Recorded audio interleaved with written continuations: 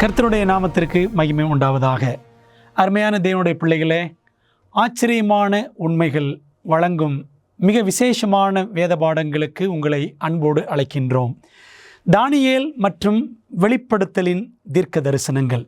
வேதாகமத்தில் 1/3 தீர்க்க தரிசனம் என்று கணக்கிடப்பட்டிருக்கிறது. அதில் மிக விசேஷமாக தானியேல் மற்றும் வெளிப்படுத்தல் என்ற 2 புத்தகங்கள் மிகவும் மிகவும் முக்கியமான தீர்க்க தரிசன புத்தகங்கள். பழைய ஏற்பாட்டில் 27வது புத்தகம் தானியேல் என்ற தீர்க்க தரிசன புத்தகம். புதிய ஏற்பாட்டில் 27வது புத்தகம் வெளிப்படுத்தல் என்ற தீர்க்க தரிசன புத்தகம். தானியேல் என்ற தீர்க்க தரிசியும் வெளிப்படுத்தின விசேஷத்தை யோவான் என்ற தீர்க்கதரிசியும் எழுதி வைத்திருக்கிறார்கள். இந்த கடைசி நாட்களில் ஆண்டவர் இயேசு கிறிஸ்துவின் வருகைக்கு நீங்களும் நானும் ஆயத்தமாக வேண்டும் என்றால் இந்த 2 தீர்க்க தரிசன புத்தகங்களில் நாம் மிகவும் கவனம் செலுத்த வேண்டியது அவசியம்.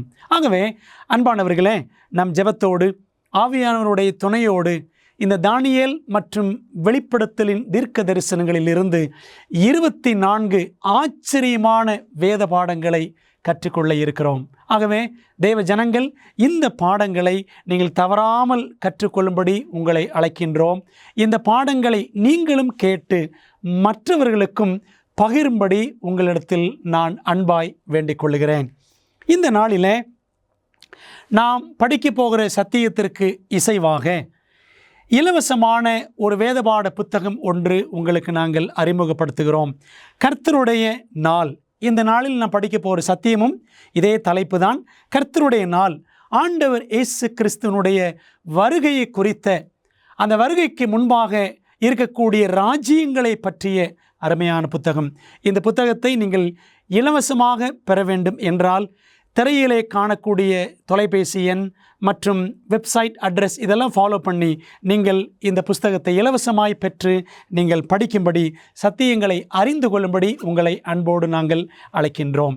இந்த நாளில் நாம் படிக்க போகிற சத்தியம் கர்த்தருடைய நாள், த டே ஆஃப் த லார்ட்.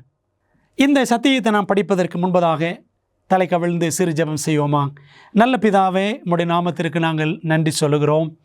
தானியேல் மற்றும் வெளிப்படுத்தலின் தீர்க்க தரிசனங்களை நாங்கள் படிக்க தொடங்கும் பொழுது உம்முடைய நல்ல ஆவியானவர் எங்களை செம்மையான வழியில் சகல சத்தியத்திற்குள்ளும் நடத்தும்படி இயேசுவின் நாமத்தில் ஜெபிக்கிறோம் நல்ல பிதாவே, ஆமென்.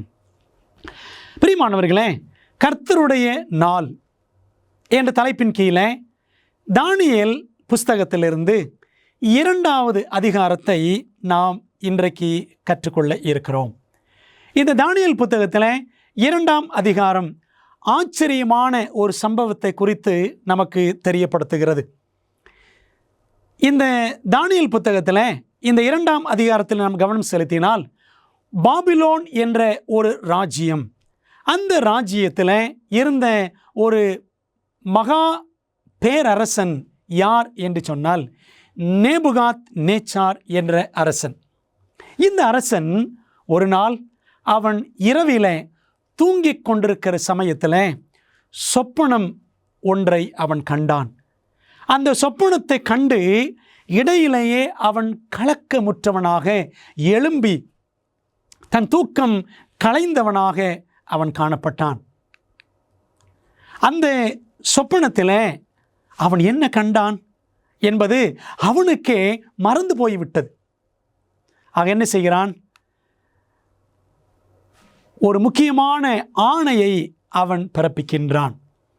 இப்படித்தான் தானியேல் 2ஆம் அதிகாரம் ஒரு சம்பவமாக, ஒரு ஆச்சரியமான சம்பவமாக நம் கண்முன்னே அங்கே இருக்கிறது. இந்த பாடங்களை ஒவ்வொரு பாடமும் படிக்கும் பொழுது கேள்வி பதில் அடிப்படையில் நாம் படிக்க போகிறோம். முதலாவது கேள்வி, தேவன் பாபிலோனிய ராஜாவுக்கு எதற்காக இந்த கனவை கொடுத்தார்? கனவுகள் நம்ம எல்லாருமே காண்கிறோம். சில கனவுகள் தொல்லையின் திரட்சியினால் உண்டாகும் என்று பிரசங்கி 5ஆம் அதிகாரத்தில் வாசிக்கிறோம். பல கனவுகளை, சொப்பனங்களை தேவன் கொடுப்பதும் வழக்கம். அதில் இந்த ராஜா கண்ட கனவை தேவன் தான் கொடுக்கிறார். ஏன் தேவன் பாபிலோனிய ராஜாவுக்கு இந்த கனவை கொடுத்தார்?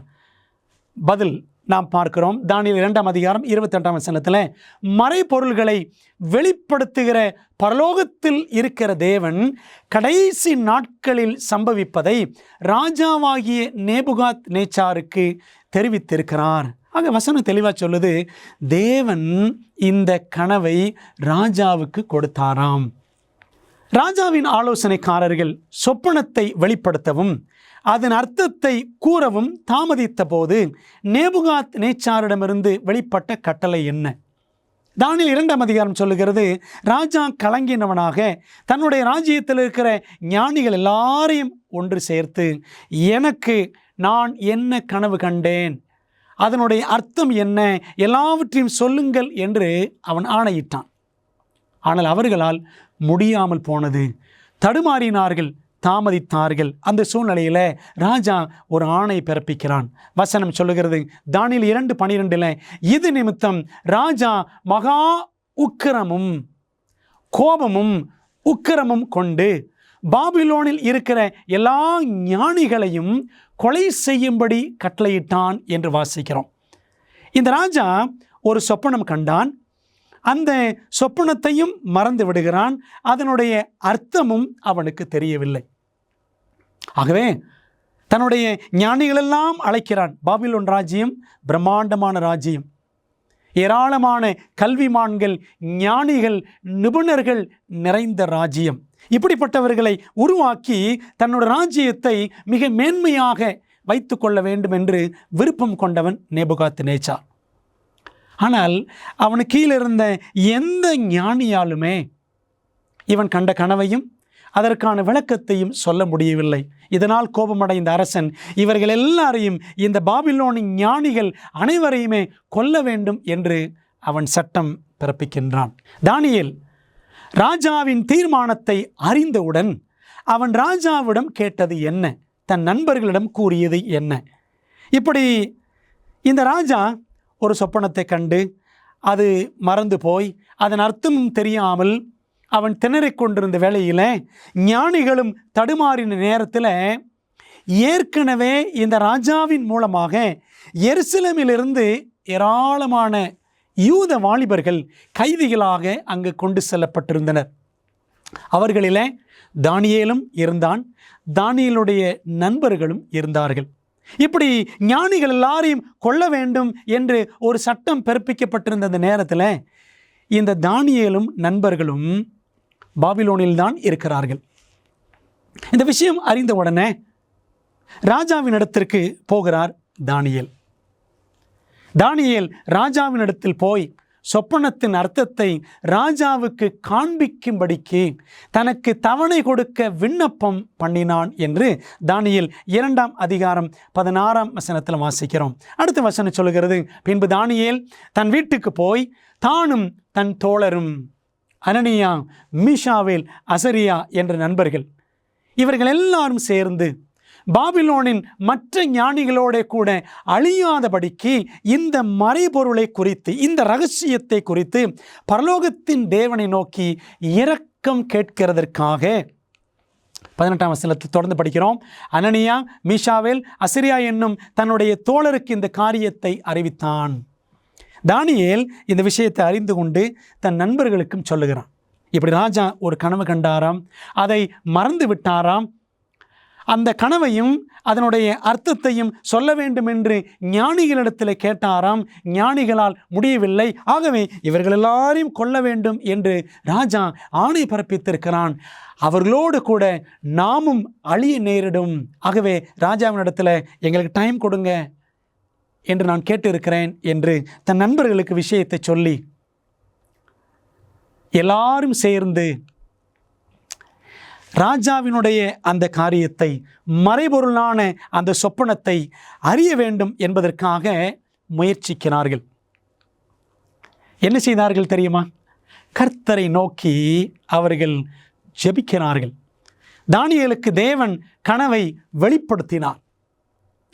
வெளிப்படுத்திய போது அவன் யாருக்கு துதியையும் மகிமையையும் செலுத்தினான். நண்பர்களாக சேர்ந்து கூடி ஜெபிக்கிறார்கள். அன்பான தேவனுடைய பிள்ளைகளை, நம்முடைய வாழ்க்கையில் கலக்கமான சூழ்நிலைகள், நம்முடைய உயிரே போகக்கூடிய ஒரு கட்டாயமான காலகட்டங்கள் நேரிடும் பொழுது நாம் செய்ய வேண்டியது கூடி ஜெபிக்க வேண்டும். இப்படி தானியேல் செய்கிறார். தேவன் தானியேலுக்கு கனவை வெளிப்படுத்தினாராம். வசனத்தை பாருங்கள். தானியேல் 2ஆம் அதிகாரம் 23, 28 வசனங்கள். மறைபொருள்களை வெளிப்படுத்துகிற பரலோகத்தில் இருக்கிற தேவனே, என் பிதாக்களின் தேவனே, உம்மை துதித்து புகழுகிறேன். தேவன் தானியேலுக்கு அந்த கனவையும் அதன் அர்த்தத்தையும் வெளிப்படுத்தின பிற்பாடு என்ன செய்கிறார்? தேவனை தானியேல் உயர்த்தி புகழ்ந்தார். அன்பானவர்களே, நம்முடைய வாழ்க்கையிலும் ஆண்டவரிடத்தில் உதவி என்று கேட்கும் பொழுது அவர் கண்டிப்பாக உதவி செய்வார். தேவனிடத்திலிருந்து நாம் உதவியை பெற்ற பிற்பாடு செய்ய வேண்டியது என்ன? அவரை மறந்து விடலாமா? அவரை துதிக்க வேண்டும், அவரை புகழ வேண்டும், அவரை மகிமைப்படுத்த வேண்டும் என்பதை தானியேல் நமக்கு கற்றுக் கொடுக்கிறார். தேவன் சகலத்தையும் படைத்தவர். இந்த அண்ட சராசரத்தையும் தம்முடைய கைகளிலே வைத்திருக்கிறவர். நம்முடைய பிரச்சனைகள் அவருக்கு ஒன்றுமே இல்லை. அவரிடத்திலே நாம் செல்லுகிறோமா என்பதை சிந்தித்து பார்க்க வேண்டும். ராஜா தான் சொப்பனத்தில் பார்த்ததாக கூறிய எந்த 2 பொருட்களை தானியேல் கூறினான்? அன்பானவர்களே, இந்த ராஜா நேபுகாத்நேச்சார் ஒரு கனவு கண்டான். அது அவனுக்கு மறந்து போனது, அர்த்தமும் தெரியவில்லை. தானியேல் தேவனிடத்தில் ஜெபித்தான். தேவன் தானியேலுக்கு வெளிப்படுத்தினார். அதில் 2 முக்கியமான காரியங்களை, ராஜா கண்ட காரியங்களை தேவன் தானியேலுக்கு வெளிப்படுத்துகிறார். அந்த 2 காரியங்கள் என்ன பார்க்கலாமா? என்னோடு சேர்ந்து பாருங்கள். தானியேல் 2ஆம் அதிகாரம் 31 வசனம். ராஜாவே, நீர் ஒரு பெரிய சிலையை கண்டீர் என்று வசனம் சொல்லுகிறது. ராஜா தன் தூக்கத்தில், சொப்பனத்தில் ஒரு பெரிய சிலை அவர் கண்டாராம். இதை தானியேல் ராஜாவுக்கு சொல்லுகிறார். நீர் பார்த்து கொண்டிருக்கும் போதே கைகளால் பெயர்க்கப்படாத ஒரு கல் பெயர்ந்து உருண்டு வந்தது. அது அந்த சிலையை இரும்பும் களிமண்ணுமாகிய அதன் பாதங்களில் மோதி அவைகளை நொறுக்கி போட்டது என்று நாம் வாசிக்கிறோம். தானியேல் 2ஆம் அதிகாரம் 34 வசனத்தில். ஆகவே ராஜா கண்ட 2 காரியங்கள், ஒரு சிலை, ஒரு கல், a statue and a stone. இந்த 2ஐயும் ராஜா பார்க்கிறார். அதை தானியேல் எடுத்து கூறுகிறார். நாம் இங்கே பார்க்கிறோம் பாருங்கள், ஒரு அழகான சிலை. இது போன்ற ஒரு சிலையைத்தான் தேவன் நேபுகாத்நேச்சாருக்கு சொப்பனத்திலே வெளிப்படுத்துகிறார். அந்த சிலையை அந்த ராஜா பார்த்து கொண்டே இருந்த நேரத்தில் ஒரு கல் என்ன செய்ததாம்? கைகளால் பெயர்க்கப்படாத ஒரு கல், அது பெயர்ந்து உருண்டு வந்தது. ஆகவே ஒரு சிலை, ஒரு கல், a statue and a stone. இந்த 2 காரியங்களை தான் தேவன் தானியேலுக்கு வெளிப்படுத்துகிறார். ராஜா கண்ட முதல் பொருள் மிகப்பெரிய ஒரு சிலை. அந்த சிலையை நீங்கள் நன்றாக உற்று கவனியுங்களேன். அது பின்வரும் உலோகங்களால் செய்யப்பட்டிருந்தது. முதலாவது, தலை பொன்னால் செய்யப்பட்டிருந்தது. 2வது, மார்பும் புயமும் வெள்ளி.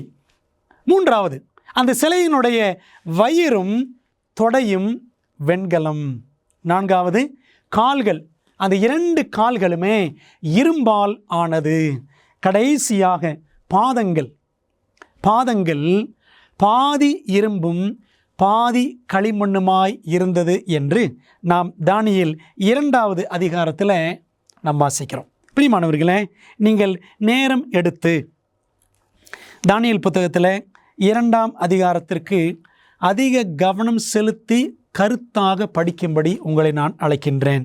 தானியேல் புத்தகத்திலேயே மிகவும் பெரிய அதிகாரம் எது என்றால் இந்த 2ஆம் அதிகாரம்தான். இந்த 2ஆம் அதிகாரத்தில் 49 வசனங்கள் இருக்கின்றன. Daniel 2 is the biggest chapter in the book of Daniel. இந்த புஸ்தகத்திலேயே பெரிய அதிகாரம் அதுதான்.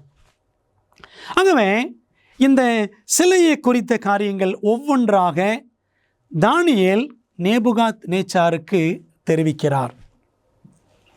அந்த சிலை அதில் முக்கியமாக பார்த்தால் 5 பகுதிகள் என்று பார்த்தோம். தலை, மார்பும் புயங்கள், வயிறு, தொடை, கால்கள் மற்றும் பாதங்கள். வேதத்தையும் தீர்க்க தரிசனத்தையும் நாம் எப்படி புரிந்து கொள்வது? இப்படி ராஜா ஒரு சொப்பனம் கண்டாரே, இந்த சொப்பனத்தில் உலோகங்கள் எல்லாம் காணப்படுகிறது, தங்கம், வெள்ளி, வெண்கலம் என்றெல்லாம். இது ஒரு தீர்க்க தரிசன புத்தகம், தானியேல் புத்தகம். அதில் இந்த 2ஆம் அதிகாரம் மிக முக்கியமான ஒரு தீர்க்க தரிசனம் என்றால் எப்படி இந்த சிலையை நாம் புரிந்து கொள்வது? நாம் வேதத்தை, தீர்க்க தரிசனத்தை விளங்கிக் கொள்வதற்கு ஒரே பாதுகாப்பான வழி என்னவென்றால் வேதமே வேதத்தை விளக்க நாம் அனுமதிக்க வேண்டும். வேதம்தான் அதற்கான விளக்கத்தை நமக்கு தர வேண்டும். பொன்னாலான தலை நான் பார்க்கிறோமே, இந்த சிலையின் தலை பொன்னால் செய்யப்பட்டிருந்தது. பொன்னாலான தலை எதை சுட்டி காட்டியது என்பது முக்கியமான ஒரு கேள்வி. வேதம் பேசட்டும். தானியேல் 2ஆம் அதிகாரம் 38வது வசனத்தில் தானியேல் ராஜாவை பார்த்து சொல்லுகிறார், பொன்னான அந்த தலை நீரே, சகல இடங்களிலும் உள்ள மனுபுத்திரரையும் வெளியின் மிருகங்களையும் ஆகாயத்து பறவைகளையும் அவர் உமது கையில் ஒப்பு கொடுத்து உம்மை அவைகளெல்லாம் ஆளும்படி செய்தார். தேவன்தாம் ராஜாக்களை தள்ளி ராஜாக்களை ஏற்படுத்துகிறவர். நேபுகாத் நேச்சாரை பிரம்மாண்டமான அந்த பாபிலோன் சாம்ராஜ்யத்திற்கு தேவன் ராஜாவாக ஏற்படுத்தினார். அதனால தான் தானியேல் சொல்றாரு, பொன்னான அந்த தலை நீரே என்று தானியேல் 2ஆம் அதிகாரம் 38ஆம் வசனத்தில் நாம் வாசிக்கின்றோம். இந்த ராஜா ஒரு உலக புகழ் பெற்ற அரசனாக, ஒரு சகல ஞானமும் சகல வல்லமையும் படைத்த ஒரு பேரரசனாக அவன் விளங்கினான். பாபிலோன் என்றாலே இந்த நேபுகாத் நேச்சார் என்ற பெயர்தான் ஒரு முக்கியமான பெயர். அந்த அளவுக்கு பெயர் பெற்றவன் இந்த நேபுகாத் நேச்சார். அதனால தான் பொன்னான அந்த தலை நீரே, பாபிலோன் ராஜ்யம் பொன்னகரி என்று கூட ஏசாயா 14ஆம் அதிகாரத்தில் அழைக்கப்படுகிறது. இந்த பாபிலோனிய சாம்ராஜ்யம் என்றென்றைக்கும் நிலை நிற்குமா? ஏன் கலங்கினான் இந்த நேபுகாத் நேச்சார்? சரித்திரம் சொல்லுகிறது, அந்த காலகட்டத்தில், அவன் சொப்பனத்தை கண்ட அந்த காலகட்டத்தில் பாபிலோன் ராஜ்யமும் இன்னொரு ராஜ்யமும் எகிப்து ராஜ்யமும் யுத்தத்தில் இருந்த ஒரு காலகட்டம் என்று சரித்திரத்தில் வாசிக்கிறோம். ஆகவே அந்த சூழ்நிலையில் தான் இந்த ராஜாவுக்கு சொப்பனம் நேரிடுகிறது. என்னோட ராஜ்யம் நிலைத்து நிற்குமா நிற்காதா என்ற கேள்வி அவனுக்கு உள்ளத்தில் ஏற்பட்டது. பைபிள் மிக தெளிவாக கொடுக்கிற பதிலை பாருங்களேன். தானியேல் சொல்லுகிறார், தானியேல் 2ஆம் அதிகாரம் 39ஆம் வசனத்தில், உமக்கு பிறகு உமக்கு கீழ்த்தரமான வேறொரு ராஜ்யம் தோன்றும் என்று வாசிக்கிறோம். அப்போ பொன்னான அந்த தலை நீரே, ராஜாவே, உமக்கு அப்புறம் இன்னொரு ராஜ்யம் தோன்றும். அது வேறொரு ராஜ்யம் என்று சொல்லுவதிலிருந்து நாம் புரிந்து கொள்ளுகிறோம், கீழ்த்தரமான வேறொரு ராஜ்யம். பாருங்களேன், முதலாம் ராஜ்யம் தங்கம் என்று காட்டப்படுகிறது, அடுத்த ராஜ்யம் வெள்ளி என்று நாம் அங்கே பார்க்கிறோம். மார்பும் புயங்களும் வெள்ளி என்று ஆவியானவர் நமக்கு காட்டுகிறார். அதாவது காலம் செல்ல செல்ல குவாலிட்டி குறைஞ்சிக்கிட்டே போகுது, புரியுதுங்களா? அதே சமயம் அதனுடைய பவர், அதனுடைய வல்லமை, ஆற்றல் கூடுதலாக இருக்கிறதை நாம் பார்க்கிறோம். ஒரு உதாரணத்துக்கு எடுத்துக்கங்களேன். இப்போ தங்கம் என்றால் விலை உயர்ந்தது, வெள்ளி என்றால் விலை குறைந்தது. ஆனால் தங்கத்தை விட வெள்ளி உறுதியில் அதிக சக்தி வாய்ந்தது. ஆகவே ஆண்டவர் குவாலிட்டியை குறைச்சி காட்டினால் அடுத்த ராஜ்யம் பாருங்கள், கீழ்த்தரமான வேறொரு ராஜ்யம், பாபிலோனை விட தரம் குறைந்ததாக அடுத்த ராஜ்யம் இருந்தாலும் அதனுடைய பலன் பாபிலோனை விட கூட இருக்கும் என்று தான் அர்த்தம். இப்படி தான் நம்ம என்ன செய்யணும், இந்த தீர்க்க தரிசனத்தை விளங்கி கொள்ள வேண்டும் உலோகங்கள் அடிப்படையில். ஆகவே நேபுகாத்நேச்சார் ஆளக்கூடிய பாபிலோனுக்கு பிறகு இன்னொரு ராஜ்யம் தோன்றும். இந்த பாபிலோன் ராஜ்யம் சரித்திரம் சொல்லுகிறது கிமு 539 ஆண்டில் அது முடிவுக்கு வந்தது. அந்த முடிவின் நாளில் பெல்ஷாத்சார், அவன்தான் கடைசி ராஜா, பாபிலோனுடைய கடைசி அரசன், அவன் கொல்லப்படுகிறான். இந்த கதையை நம்ம படிக்கணும்னு சொன்னால் தானியேல் 5ஆம் அதிகாரத்தில் படிக்கலாம். அதுக்கு பிறகு அவன் கொல்லப்பட்ட அந்த ராத்திரியிலே தான் மேதிய பெர்சிய சாம்ராஜ்யம் ஆளுகைக்கு வந்ததாக தானியேல் புத்தகத்திலேயே 5ஆம் அதிகாரத்திலேயே நாம் தெளிவாக படிக்கிறோம். ஆகவே ஆண்டவர் சொன்னாரே, உமக்கு பிறகு கீழ்த்தரமான ராஜ்யம், அது எந்த ராஜ்யம் என்றால் மேதிய பெர்சியா என்று நாம் பைபிளிலேயே பார்க்கிறோம். வேதாகம தீர்க்க தரிசனத்தில் வெளிப்படுத்தப்பட்டுள்ளபடி நம்முடைய மோசமான உலகத்திற்கான தேவனின் திட்டத்தை அறிய விரும்புகிறீர்களா? உங்கள் மிகப்பெரிய சவால்களுக்கு நடைமுறையான நம்பகமான தீர்வுகள் வேண்டுமா? ஊக்கமளிக்கும் மற்றும் அறிவூட்டும் ஆச்சரியமூட்டும் உண்மைகள் வேதாகம பாட வழிகாட்டிகள் 27 அழகான வரைகளை மற்றும் நேரடியான பதில்களை புரிந்து கொள்ள எளிதான வகையில் வேதத்தின் அடிப்படையில் சிறப்பான மேலான பாடங்களை வழங்குகின்றது. ஒவ்வொரு ஆய்வு வழிகாட்டியும் உங்கள் வாழ்க்கையின் மிக முக்கியமான உண்மைக்கான பொருத்தமான வேதாகம பதில்களை நோக்கி உங்களை வழிநடத்தும். நான் எப்படி ஆரோக்கியமான ஐக்கியத்தை பெறுவது? இயேசு எப்போது எப்படி மீண்டும் வருவார்? மேலும் இப்படி பல கேள்விகளுக்கு உங்கள் எதிர்காலத்தை வாய்ப்பாக விட்டுவிடாதீர்கள். ஆச்சரியமூட்டும் உண்மைகள் வேதாகம பாட வழிகாட்டிகளிடமிருந்து உங்கள் வாழ்க்கையை சத்தியத்துடன் மாற்றுங்கள். ஆங்கிலம், இந்தி, தமிழ் மற்றும் தெலுங்கு மொழிகளில் கிடைக்கிறது. காத்திருக்க வேண்டாம். bookstore.aftv.in என்ற இணையதளம் மூலம் உங்கள் முழுமையான ஆய்வு வழிகாட்டிகளை இன்றே ஆர்டர் செய்யுங்கள்.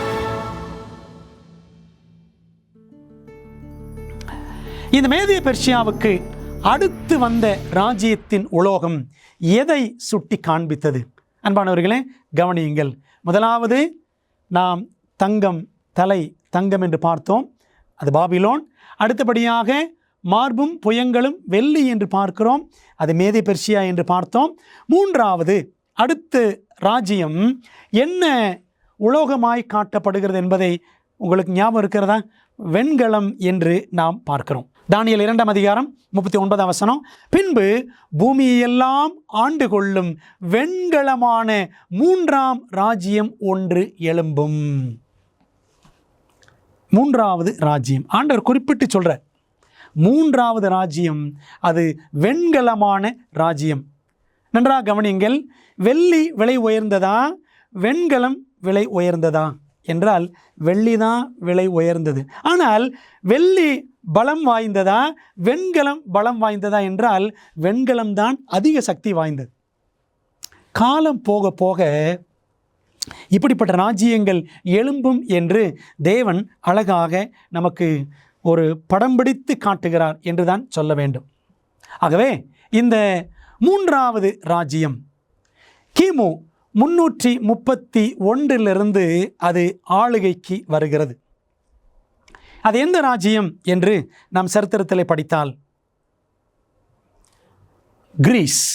கிரேக்க ராஜ்யம் என்று சரித்திரம் தெளிவாக காட்டுகிறது. ஒரு காரியத்தை மனதில் வைத்துக் கொள்ள வேண்டும். தீர்க்க தரிசனங்களை படிக்கும் பொழுது நாம் அதை சரித்திரத்தோடு ஒப்பிட்டு படிக்க வேண்டும். அப்படி படிக்கும் பொழுது தான் நமக்கு வேதாகமம் எவ்வளவு தரமான உண்மைகளை நமக்கு தருகிறது என்பது நமக்கு விளங்கும். ஆகவே கிமு 331 கிரேக்க சாம்ராஜ்யம் அலெக்சாண்டர் மூலமாக அது ஆளுகைக்கு வருகிறது. இதைத்தான் வெண்கலமான 3ஆம் ராஜ்யம் என்று தேவன் சொல்லுகிறார். 4ஆம் ராஜ்யத்தை சுட்டி காட்டிய உலோகம் எது? பாருங்க, வெண்கலம். இடுப்பும் தொடையும் வெண்கலம் என்று பார்த்தோம். 4வது பகுதி என்ன? அந்த சிலையினுடைய 4ஆம் பகுதி கால்கள். அது 4ஆம் ராஜ்யம். இந்த 4ஆம் ராஜ்யத்தை ஆண்டவர் எந்த உலோகத்தின் வழியாய் சுட்டி காட்டுகிறார்? வாசிக்கலாம். தானியேல் 2ஆம் அதிகாரம் 40வது வசனம். 4வது ராஜ்யம் இரும்பை போல உரமாய் இருக்கும். இந்த உலோகங்களில் மிகவும் தரக்குறைவானது எதுன்னு பார்த்தீங்கன்னா இரும்பு தான். முதல்ல பாருங்கள், தங்கம் விலை உயர்ந்தது, அதுக்கப்புறம் வெள்ளி, அதுக்கப்புறம் வெண்கலம், 4வது பார்த்தால் இரும்பு. ஆனால் இரும்பு தரம் குறைந்தது என்றாலும் அது உறுதி நிறைந்தது என்பதை நாம் நன்றாக அறிவோம். அதாவது காலம் செல்ல செல்ல ஒவ்வொரு ராஜ்யமாக கடந்து செல்ல செல்ல அடுத்தடுத்து வந்த ராஜ்யங்கள் முந்தி இருந்த ராஜ்யத்தை காட்டிலும் மிகவும் பலம் நிறைந்ததாகவே சக்தி வாய்ந்ததாகவே இருந்திருக்கிறது. அன்பானவர்களே, இந்த 4வது ராஜ்யம் எந்த ராஜ்யம் என்பதை நாம் பார்க்க வேண்டும். கிமு 168ஆம் வருஷத்தில் கிரேக்க சாம்ராஜ்யம் முடிவுக்கு வருகிறது. 3ஆம் ராஜ்யம் முடிகிறது, 4ஆம் ராஜ்யம் தொடங்குகிறது. அப்படி சரித்திரத்தில் கிமு 168 தொடங்கின ராஜ்யம் எது என்று நாம் ஆராய்ந்து பார்த்தால் அந்த ராஜ்யம் ரோமாபுரி சாம்ராஜ்யம் என்பதை நாம் மிக தெளிவாக சரித்திரத்தில் பார்க்க முடியும். இந்த ரோமாபுரி சாம்ராஜ்யம் ஆளுகையில் இருந்த காலகட்டத்தில்தான் ஆண்டவர் இயேசு கிறிஸ்து இந்த மண்ணில் இரட்சகராக மனு அவதாரம் எடுத்து அவர் பிறந்தார் என்பதை நாம் தெளிவாக பார்க்கிறோம். மத்தேயு 2ஆம் அதிகாரம், லூக்கா 3ஆம் அதிகாரம், இதெல்லாம் நீங்கள் படித்து பாருங்கள். படித்து பார்த்தால் ஆண்டவர் இயேசு கிறிஸ்து பிறந்த காலகட்டத்தில் ரோம சாம்ராஜ்யம் ஆளுகையில் இருந்தது என்பது மிக தெளிவாக தெரியும். ஆகவே அந்த 4ஆம் ராஜ்யம் இரும்பு என்று காட்டப்படுகிறது. அந்த ராஜ்யம் ரோமாபுரி என்பதை நாம் சரித்திரத்தின் வாயிலாக புரிந்து கொள்ளுகிறோம். ஆகவே ராஜா ஒரு சிலையை கண்டார் சொப்பனத்தில். அந்த சிலையில் 4 முக்கியமான உலோகங்கள் என்று நாம் பார்க்கிறோம். அதை குறித்த ஒரு சுருக்கத்தை நாம் பார்க்கலாமா? முதலாவது பாகம் என்ன? சிலையின் முதல் பாகம் தலை, அது தங்கம். அது பாபிலோன் சாம்ராஜ்யம் கிமு 612 இருந்து 539 வரை அது பாபிலோன் ராஜ்யம் என்று கண்டோம். இரண்டாவதாக அந்த சிலையினுடைய மார்பும் புயங்களும் 2 கரங்களும் வெள்ளியால் ஆனது. அது மேதிய பெர்ஷியா என்று நாம் பார்க்கிறோம். கிமு 539 கிமு 331 வரைக்கும் மேதிய பெர்ஷியாவின் காலகட்டம். மூன்றாவது, அந்த சிலையினுடைய இடுப்பு தொடைப்பகுதி வெண்கலமாய் இருந்தது. அது கிரேக்க ராஜ்யம் என்று கண்டோம். கிமு 331 கிமு 168 வரைக்கும் கிரேக்க ராஜ்யத்தின் காலகட்டம். நான்காவது பாருங்களேன், கால் பகுதி, இந்த 2 கால்களும் இரும்பால் ஆனது. அது ரோம ராஜ்யம். கிமு 168 கிபி 476 வரைக்கும். ஒரு மனிதனுடைய உடலிலேயே மிக நீளமான பகுதி எது அப்படின்னா கால்கள் தான் நீளமான பகுதி. ஆண்டவர் எவ்வளோ அழகாக ஒப்பிட்டிருக்கிறார் என்று சற்று யோசித்து பாருங்களேன். கால்கள் எப்படி நீளமான பகுதிகளோ மனிதனுடைய சரீரத்தில், அதே போல் உலக வரலாற்றில் நீண்ட காலம் ஆளுகை செய்த ஒரு ராஜ்யம் எது அப்படின்னா ரோம சாம்ராஜ்யம்தான். ஏறக்குறைய 600 ஆண்டுகளுக்கு மேலாக இந்த ராஜ்யம் ஆளுகை செய்தது என்பதை இந்த கணக்கில் நீங்கள் பார்த்தாலே உங்களுக்கு புரிஞ்சிடும். கிமு 168 கிபி 476 வரைக்கும். அது மட்டுமல்ல, இந்த உலோகங்களை ஆண்டவர் இப்படி காண்பித்திருக்கிறாரே. தங்கம், உண்மையிலே பாபிலோன் ராஜ்யத்தில் தங்கம்தான் மிக அதிகமான அளவில் அது பயன்படுத்தப்பட்டது. ஆரம்பத்தில் உங்களுக்கு ஒரு வசனம் நான் சொன்னேன். ஏசாயா புத்தகத்தில் 14வது அதிகாரம், ஏசாயா 14ஆம் அதிகாரம் வசனம் 4 சொல்லுகிறது பாருங்கள். நீ பாபிலோன் ராஜாவின் மேல் சொல்லும் வாக்கியமாவது, ஒடுக்கினவன் ஒளிந்து போனானே, பொன் நகரி ஒளிந்து போயிற்றே. கோல்டன் சிட்டி, பாபிலோன் பைபிளில் பொன் நகரி, கோல்டன் சிட்டி என்று சொல்லப்படுகிறது. அதே போல ஏசாயா புஸ்தகத்தில் படித்தோமே, அதே போலவே எரேமியா புத்தகத்தில் 51வது அதிகாரம், எரேமியா 51 வசனம் 7 பாருங்கள். பாபிலோன் கர்த்தருடைய கையில் உள்ள பொற்பாத்திரம். Babylon is a golden cup in the hand of the Lord என்று வாசிக்கிறோம். ஆகவே ஆண்டவர் பாபிலோனை தங்கம்னு காட்டுறாரே, உண்மையிலே அது தங்கம்தான். எங்கே பார்த்தாலும் தங்கம். நேபுகாத்நேச்சார் தங்கத்திலேயே அவன் என்ன செய்திருந்தானாம், சூரிய கடவுளுக்கு ஒரு கோவில் கட்டி வைத்திருந்தானாம். இந்தியாவில் எப்படி நம்ம அமிர்த சரஸ்ன்னு சொல்கிறோம், அங்கே ஒரு பொற்கோவில் இருக்கிறது. வேலூர் பகுதியில் அங்கே ஒரு பொற்கோவில் இருக்கிறது. இதெல்லாம் நமக்கு தெரிஞ்சது. நேபுகாத்நேச்சார் தன்னோட ராஜ்யம் எங்கிலும் அவன் தங்கத்தாலேயே கோவில்களை கட்டி வைத்திருந்தான். அதனால தான் ஆண்டவர் தலை தங்கம் அப்படின்னு காட்டுறார். சரி, மேதிய பெர்ஷியா, அதுலேயும் பாருங்க வெள்ளி. நீங்கள் எஸ்தர் புத்தகத்தை படித்து பாருங்கள். 1ஆம் அதிகாரம். எஸ்தர் புத்தகம் என்றாலே விருந்துகளின் புத்தகம். அந்த புத்தகத்தில் பார்த்தீங்கன்னா வெள்ளி சரிகைகள், அந்த விருந்து எங்கெல்லாம் நடக்குதோ, வஸ்தி ஒரு விருந்து நடத்துவாள், அகாஸ்வேறு விருந்து நடத்துவான், இப்படியெல்லாம் மாறி மாறி ஒரே விருந்துகள் தான். அந்த விருந்துகள் 6 மாதம் கூட நடக்கும். ஆகவே இந்த விருந்துகளிலே கூடி வரக்கூடியவர்கள் எல்லாருமே வெள்ளி பாத்திரங்கள், வெள்ளி சரிகைகளால் ஆன அந்த அரண்மனையில் எல்லாரும் கூடி என்ன செய்தார்களாம், விருந்து புசித்தார்கள் என்று நாம் பைபிளில் எஸ்தர் புத்தகத்தில் படிக்கிறோம். ஆகவே மேதிய பெர்ஷியா வெள்ளி தான். அதனால ஆண்டவர் வெள்ளின்னு காட்டுறார். வெண்கலம், கிரேக்க சாம்ராஜ்யத்தை குறித்து நான் படித்தால், கிரேக்க சாம்ராஜ்யத்தில் எல்லா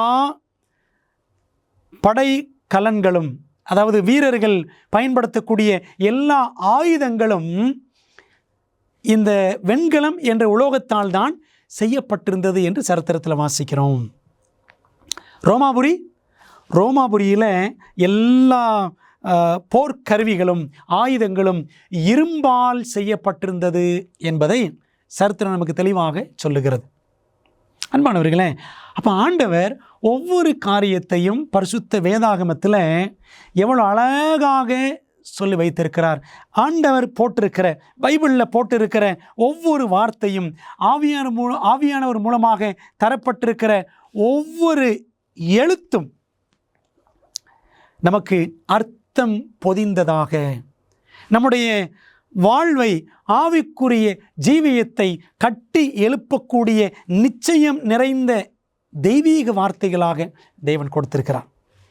ஆகவே ஆண்டவருடைய வேத புத்தகத்தை படிக்கும் பொழுது எவ்வளவு கருத்தாய் ஜெபத்தோடு படிக்க வேண்டும் என்பது நமக்கு விளங்குகிறது அல்லவா? ஆக அன்பானவர்களே, இந்த 4 உலோகங்களும் 4 ராஜ்யங்களை சுட்டி காட்டுகின்றன. நீங்கள் சரித்திரத்தில், உலக சரித்திரத்தில் நீங்கள் புரட்டி பார்த்தால், சபையின் சரித்திரத்திலும் புரட்டி பார்த்தால், 4 பிரம்மாண்டமான பேரரசுகள் எவை என்றால் இந்த 4 ராஜ்யங்களை தான் எல்லா சரித்திர புஸ்தகங்களுமே நமக்கு தெளிவாக காட்டும். ஆண்டவர் இந்த சரித்திர காரியங்களை தீர்க்க தரிசன சுருக்கமாக 2500 ஆண்டுகளுக்கு முன்பாகவே மிக அழகாக சொல்லிவிட்டார். தானியேல் புஸ்தகத்தில் 2ஆம் அதிகாரத்தில் நீங்கள் கவனித்து பாருங்கள்.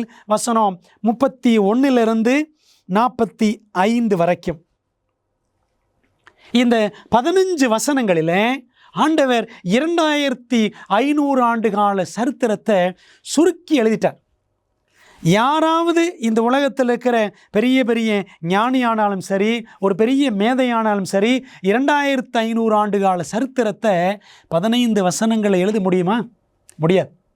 ஆனால் தேவன் மட்டுமே எல்லாவற்றையும் செய்ய அவர் வல்லவர். அதிலும் குறிப்பாக எடுத்துக்கொண்டால் 31ஆம் வசனத்திலிருந்து தானியேல் 2ஆம் அதிகாரம் 31ஆம் வசனத்திலிருந்து 35ஆம் வசனம் வரைக்கும் ராஜா கண்ட சொப்பனத்தை அப்படியே தானியேல் சொல்கிறார். அந்த சமயத்தில் தானியேலுக்கு எப்படியும் ஒரு 20-21 வயது இருந்திருக்கும். எப்படி என்றால், தானியேல் பாபிலோனுக்கு கைதியாக போகும் பொழுது அவருக்கு 17 வயசு. அங்கே போய் ஒரு 3 வருஷம் படிக்கிறார். அது தானியேல் 1ஆம் அதிகாரத்தில் படிக்கிறோம். அந்த 3 வருஷம் முடிகிற டைமில் தான் இந்த நேபுகாத்நேச்சார் இந்த கனவை அவர் காண்கிறார். அப்போ ஏறக்குறைய 20-21 வயது தானியேலுக்கு. ஒரு வாலிபன், அந்த வாலிபன் ஒரு பேரரசனுக்கு பாடம் புகட்டுகிறான். காரணம் என்ன அப்படின்னா, கர்த்தருடைய ஆவியானவர் அவன் மேல் இருந்தார். இதை கேட்டுக்கொண்டிருக்கிற வாலிப பிள்ளைகளை, நம்முடைய வாழ்க்கையில், உங்களுடைய வாழ்க்கையில் ஆவியானவர் அதிகமாய் கிரியை செய்வதற்கு இடம் கொடுக்கிறீர்களா என்று சற்று யோசித்து பாருங்கள். அப்படி நம்ம ஆவியானவருக்கு இடம் கொடுத்தோம் என்றால் ஆண்டவர் நம்மை கொண்டு பெரிய காரியங்களை அவர் செய்வார். ஆகவே ராஜா கண்ட சொப்பனத்தை தானியேல் வெளிப்படுத்துகிறார். தானியேல் மூலமாக தேவன் வெளிப்படுத்துகிறார். அதை 31ஆம் வசனத்திலிருந்து 35ஆம் வசனம் வரையும் படிக்கிறோம். அடுத்த 10 வசனங்கள் 36லிருந்து 45 வரைக்கும் அந்த சொப்பனத்திற்கு தானியேல் கொடுத்த விளக்கம் என்று நாம் பார்க்கிறோம்.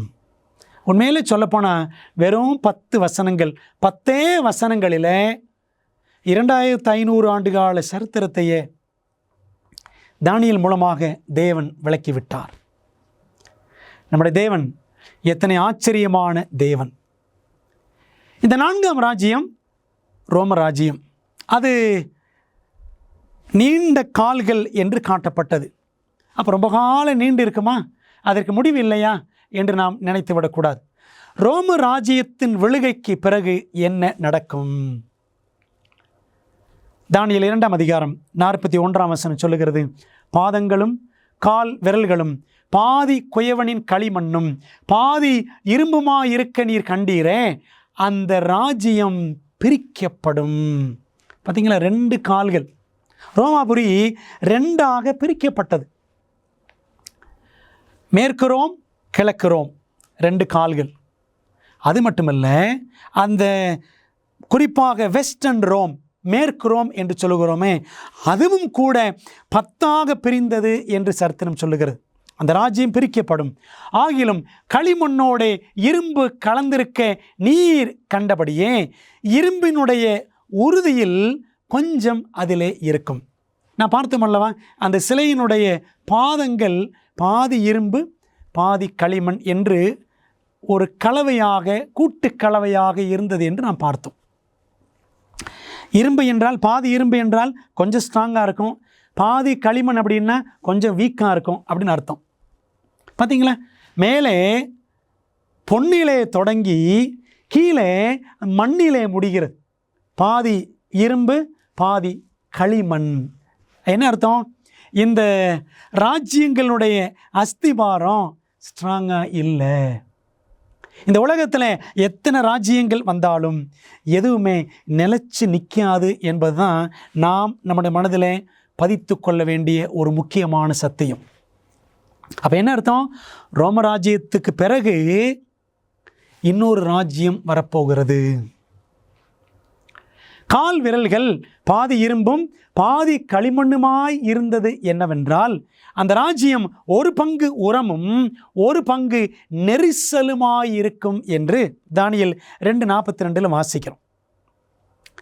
உறுதியில்லாமல் ராஜ்யங்கள் பிரிந்து போகும், பிரிந்து போன ராஜ்யங்கள் உறுதியில்லாமல் காணப்படும் என்பதை ஆண்டவர் நமக்கு தத்ரூபமாக சுட்டி காட்டுகிறார். கிபி 476ஆம் வருஷத்தில் ரோமாபுரி சாம்ராஜ்யம் அது வீழ்ச்சி அடைகிறது. அது 10ஆக பிரிந்து போகிற 10 குட்டி குட்டி ராஜ்யங்களாக உடைந்து போகிறதாக சரித்திரம் நமக்கு சுட்டி காட்டுகிறது. நாம் அதை இன்றைக்கும் பார்க்கலாம்.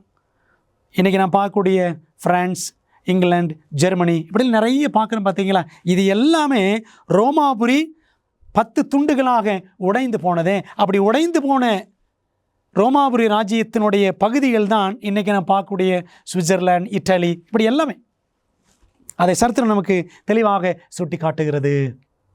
அன்பான தேவ பிள்ளைகளே, இந்த 10 ராஜ்யங்களும் மீண்டும் ஒன்று சேருமா? ஒன்று சேர்வதால் வெற்றி பெறுமா? ஏன்னா ஆண்டவர் எப்படி காட்டுறாரு பாருங்க.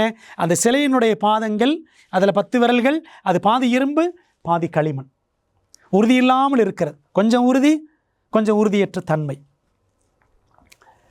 இந்த ராஜ்யங்கள் மறுபடியும் ஒன்று சேருமா? அப்படி ஒன்று சேர்ப்பதற்காக எத்தனையோ பேர் முயற்சித்தார்கள். பெரிய பெரிய ஜாம்பவான்கள், ஹிட்லர், இன்னும் சார்ல்ஸ், 5ஆம் சார்ல்ஸ் என்ற அரசன், சார்லமெங் என்ற அரசன், கெய்சர் வில்லியம், இப்படி எத்தனையோ பேர் முயற்சித்தார்கள். பைபிள் என்ன சொல்லுது பாருங்கள். தானியேல் 2:43 நீர் இரும்பை களிமண்ணோடே கலந்ததாக கண்டீரே, அவர்கள் மற்ற மனுஷரோடே சம்பந்தம் கலப்பார்கள். இந்த 10 ராஜ்யங்களுக்குள்ள ரோமாபுரி 10ஆக பிரிந்ததே, இந்த 10 ராஜ்யங்களை ஒன்று சேர்க்கறதுக்காக அந்த ராஜ குடும்பத்தில் உள்ளவர்கள் திருமணம் செய்து பார்த்தார்கள், சம்பந்தம் கலந்து பார்த்தார்கள். ராஜ்யங்கள் ஒன்று சேர முடியவில்லை. ஆகிலும் இதோ களிமண்ணோட இரும்பு களவாதது போல அவர்கள் ஒருவரோடு ஒருவர் ஒட்டி கொள்ளாதிருப்பார்கள். அவர்கள் ஒருவரோடு ஒருவர் ஒட்டி கொள்ளாதிருப்பார்கள். ஆண்டவர் 3 வார்த்தைகளில் அழகாக சொல்லிட்டார் பாருங்க.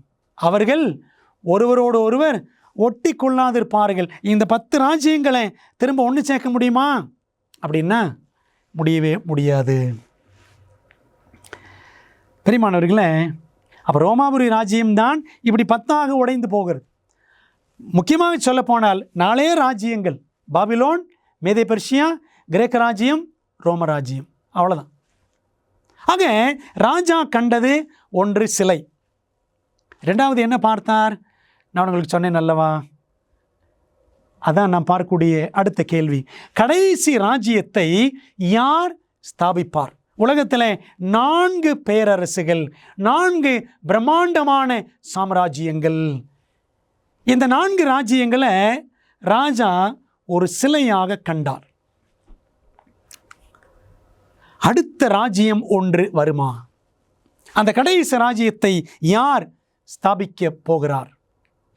பிரியமானவர்களே, தானியேல் 2ஆம் அதிகாரம் 44ஆம் வசனம். அந்த ராஜாக்களின் நாட்களிலே பரலோகத்தின் தேவன் என்றென்றைக்கும் அழியாத ஒரு ராஜ்யத்தை எழும்ப பண்ணுவார். அந்த ராஜ்யம் வேறே ஜனத்துக்கு விடப்படுவதில்லை.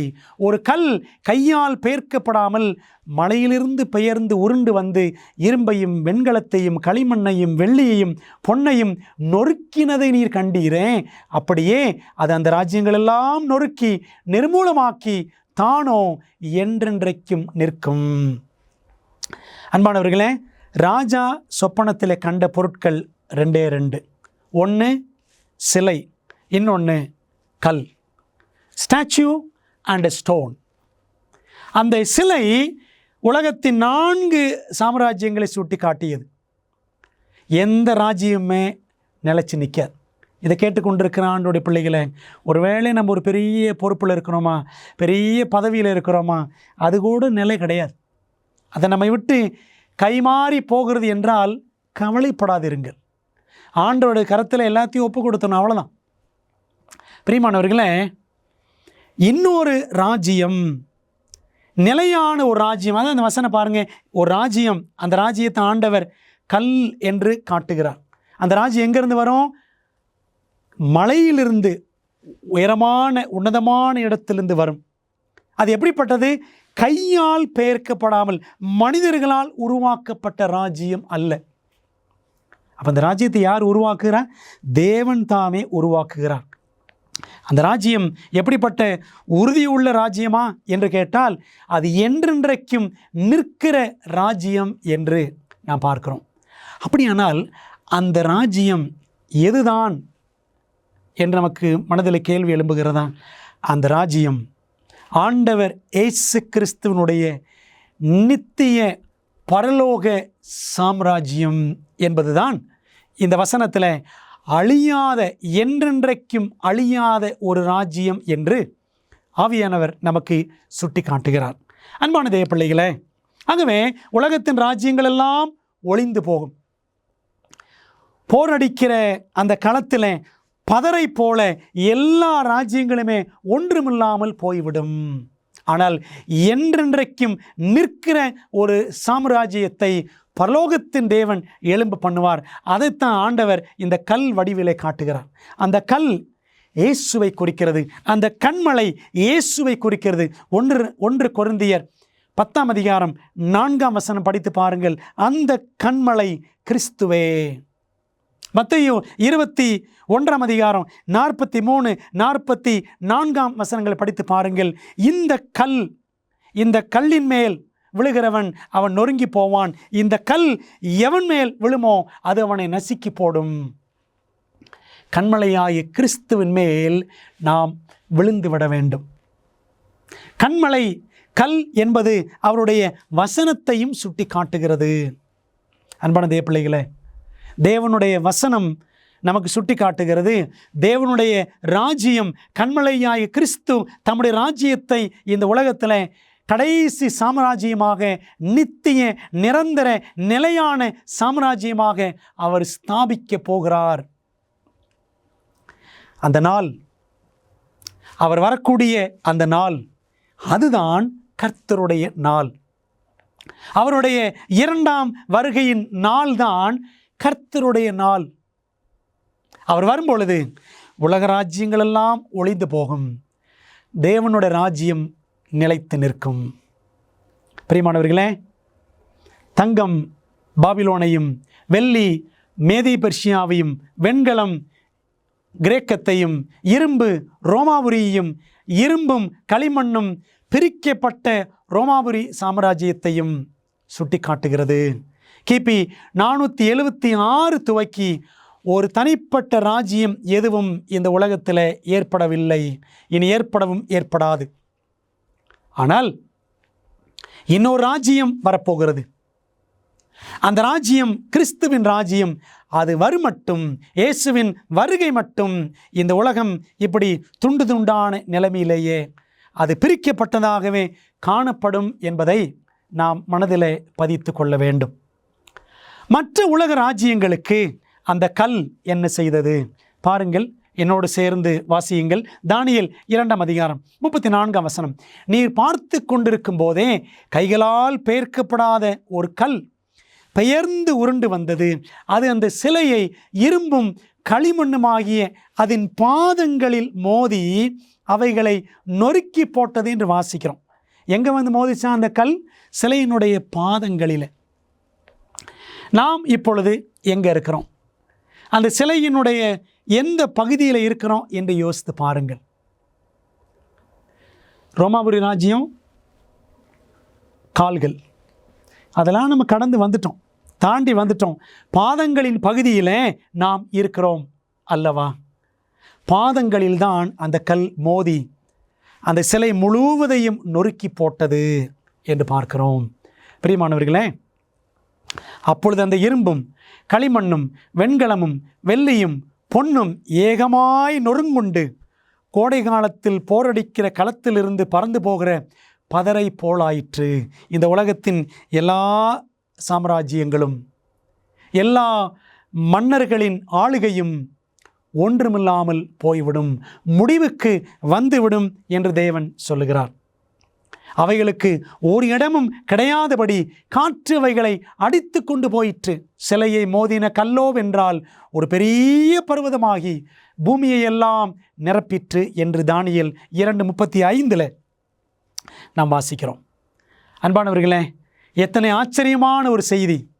ஆண்டவர் இயேசு கிறிஸ்து வருகிறார். இந்த சிலையிலிருந்து நாம் படிக்கிற ஒரு பாடம், தங்கம், வெள்ளி, வெண்கலம், இரும்பு, இந்த 4 உலோகங்களில் நாம் எதை பெருசாக மதிக்கிறோம் அப்படின்னா, அந்த மேலே இருக்கு பாருங்கள் தங்கம். இந்த தங்கத்தை தான் நம்ம பெருசாக நினச்சிட்ருக்கிறோம். அல்லது நம்ம கிடைக்கிற ஆளுகை பதவிகள், இதைத்தான் பெருசாக நினைக்கிறோம். ஆனால் எல்லாமே ஒன்றுமில்லாமல் பதரை போல் போய்விடும். இந்த காரியங்கள் எதுக்குமே, பொன் வெள்ளி இந்த உலோகங்களுக்கோ அல்லது பதவிகளுக்கோ அஸ்திபாரம் உறுதியே இல்லை. இந்த உலகத்தில் எதுவுமே நிலையற்றவை என்பதை நாம் தெளிவாக பார்க்கிறோம்.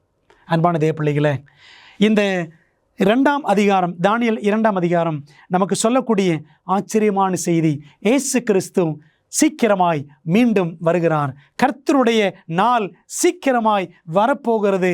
நாம் அதற்கு ஆயத்தமாக வேண்டும். அவரை சந்திப்பதற்கு நாம் ஆயத்தமாக வேண்டும். கிறிஸ்துவின் வருகையில் அனைத்து உலக ராஜ்யங்களும் இறுதியில் நொறுக்கப்படும். கர்த்தருக்கே ஸ்தோத்திரம். அவரே, கர்த்தராகிய இயேசு கிறிஸ்துவே மாபெரும் ஆன்மீக போராட்டத்தில் வெற்றி பெறுவார். சொப்பனம் குறித்த தானியேலின் தெளிவான விளக்கத்தை கேட்ட பிறகு தேவனை குறித்து நேபுகாத்நேச்சார் அரசன் என்ன கூறினான் தெரியுமா? தானியேல் 2:47 வாசிக்கிறோம். ராஜா தானியேலை நோக்கி, நீ இந்த மறைபொருளை வெளிப்படுத்தினபடியினால் மெய்யாய் உங்கள் தேவனே தேவர்களுக்கு தேவனும் ராஜாக்களுக்கு ஆண்டவரும் மறைபொருள்களை வெளிப்படுத்துகிறவருமாய் இருக்கிறார் என்றான். இந்த அரசன் கடைசியில் கர்த்தரே தெய்வம், கர்த்தராகிய தேவனே மெய்யான ஆண்டவர், அரசர், பேரரசர், அவர் பெரிய அதிபதி என்று அவன் ஒத்துக்கொண்டான்.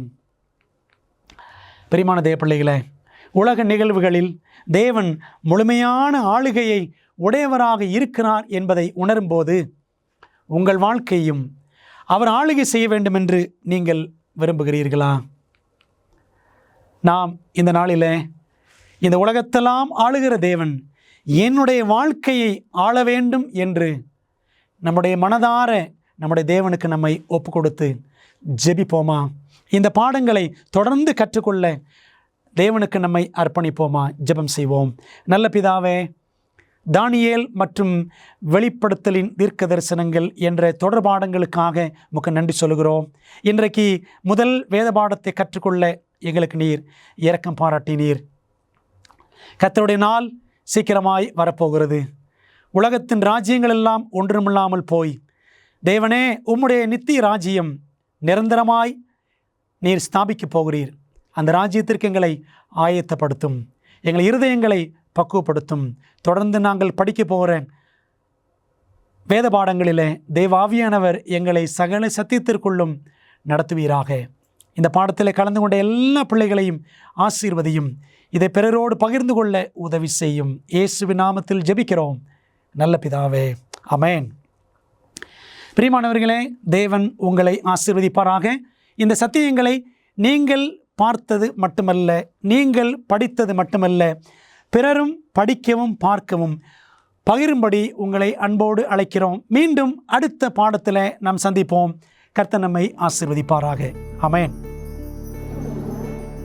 பெரோயா பட்டணத்து சபை விசுவாசிகள் தாங்கள் சத்தியங்களை கேட்ட பிற்பாடு தங்கள் இல்லத்திற்கு சென்று காரியங்கள் இப்படி இருக்கிறதா என்று வேதத்தோடு ஒப்பிட்டு மீண்டும் படித்தார்கள். அதுபோலவே நீங்களும் செய்ய வேண்டும் என்று நாங்கள் விரும்புகிறோம். இந்த தீர்க்க தரிசன தொடர் கூட்டங்களில் ஒவ்வொரு நாளும் உங்களுக்கு அந்தந்த நாளுக்குரிய செய்தி சம்பந்தமான இலவச பிரதி அறிமுகப்படுத்தப்படுகிறது. ஆகவே அந்த இலவச பிரதியை நீங்கள் திரையில் தெரியும் தொலைபேசி எண்ணை பயன்படுத்தி எங்களோடு தொடர்பு கொண்டு பெற்றுக்கொள்ளலாம். அல்லது எங்களுடைய வெப்சைட்டுக்குள்ளே சென்று நீங்கள் அதை பதிவிறக்கம் செய்து கொள்ளலாம். நீங்கள் அந்த புத்தகங்களை பெற்றுக்கொண்டு படித்து வேதத்தில் உள்ளபடியே கற்றுக்கொள்ளுங்கள். நீங்கள் படித்த பிற்பாடு உங்கள் நண்பருக்கும் அதை பகிர்ந்து கொள்ளுங்கள். இந்த வேத பாடங்களை படித்ததால் உங்கள் மனதிலே கேள்விகள் இருக்கின்றனவா? அப்படியானால் உங்கள் கேள்விகளை திரையில் தெரியும் எண்ணை பயன்படுத்தி எங்களுக்கு தெரியப்படுத்துங்கள். இல்லை என்றால் உங்கள் கேள்விகளை info@aftv.in என்ற முகவரிக்கு மின்னஞ்சல் செய்யுங்கள். வேதாகமத்தை தொடர்ந்து கற்றுக்கொள்ளும் பொழுது கர்த்தர் உங்களை ஆசீர்வதிப்பாராக. வேத பாட ஆராய்ச்சியில் போதுமான ஆச்சரியமான உண்மைகளை ஆய்வு செய்ய விருப்பமா? சத்தியம் நிறைந்த இந்த நிகழ்ச்சியை நீங்கள் சந்தோஷமாக காண அடுத்த வாரம் வரை காத்திருக்க வேண்டியதில்லை. இதன் அற்புதமான உண்மைகளை AFTV.org ஊடக நூலகத்தில் காணலாம். AFTV.org-இல் நீங்கள் காணொளி மற்றும் கேளலை விளக்க காட்சிகள் அனைத்தையும் அதனுடன் அச்சிடப்பட்ட உள்ளடக்கத்தையும் இலவசமாக பெறலாம். வாரத்தில் 7 நாட்களும் 24 மணி நேரமும் உங்கள் கணினி அல்லது மொபைல் சாதனத்தில் இருந்து பெற முடியும். AFTV.org-ஐ பார்வையிடுங்கள்.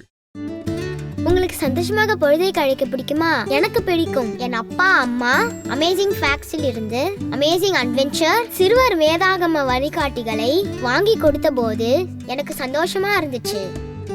இதுல பாடத்திட்டங்கள் வண்ணமயமா இருக்கு. அதோடு அருமையான புதிர்களும் வேத வினாக்களும் இதுல நிறைய இருக்கு. வேத சத்தியத்தால் நிறைஞ்சிருக்கு. மற்றும் பிள்ளைகளுக்கான 10 அற்புதமான சாகச பயணங்களும் இதுல இருக்கு. டிராகனை கொல்வது, ஒரே லைஃப் போட், கடல் வழியாக பயணம், விசில் அடித்து கல்லறை வழியாக செல்வது, நான் நிறைய கத்துக்கிட்டேன். இது இங்கிலீஷ்ல மட்டுமே கிடைக்கும். ஆனால் நம் மொழியை கற்றுக்கொண்டு வருகிறோம் இல்லையா? உங்கள் பிள்ளைகள் பைபிளில் இருந்து அரிய கருத்துக்களை அறிந்து கொள்ள எங்களை அல்லது SMS மூலம் உங்கள் செட்டை இன்றே ஆர்டர் செய்யுங்கள்.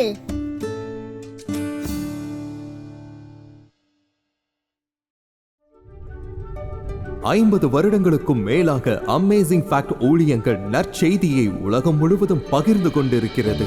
இயேசுவின் சித்தத்தின்படி அனைத்து மக்களுக்கும் நித்திய சுவிசேஷத்தை அறிவித்துக் கொண்டிருக்கிறது. உங்கள் ஜெபத்திற்கும் ஆதரவிற்கும் நன்றி.